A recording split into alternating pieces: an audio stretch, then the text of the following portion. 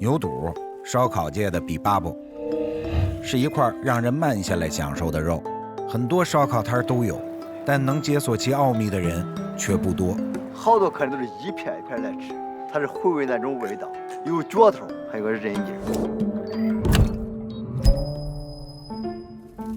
老张烤串没有表面上的玄学，为了关照每串肉的火上感受，每次上手的数量不多，单靠拇指发力带动签子。明火烧烤，微妙的动作才能控制好每串烤肉的火上姿势，这是手眼合一的功力。烤牛肚要刷油，刷子跟着手指快速点动，接触后迅速弹开。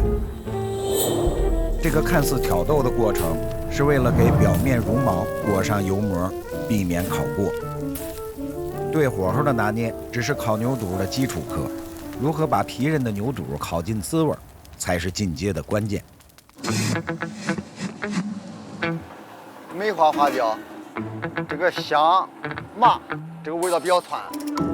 对老张来说，烧烤就是滋味的艺术，搭配调料的秘方，就是解锁原料天赋的过程。这个东西啊，好吃啊，都是客人给我一步步提出来的，我改进才有今天。20多种香料，只买最贵的品种，回来自己加工。这种劳民伤财的坚持，让老张心里踏实。因为它的味道它没有标准，这个食材它是有标准，我的底气就在这个质量食材上。从食客的反馈中得到灵感，它的用料和配方也完全公开。从群众中来到群众中去，这是从战士小张一路走来的工作方法。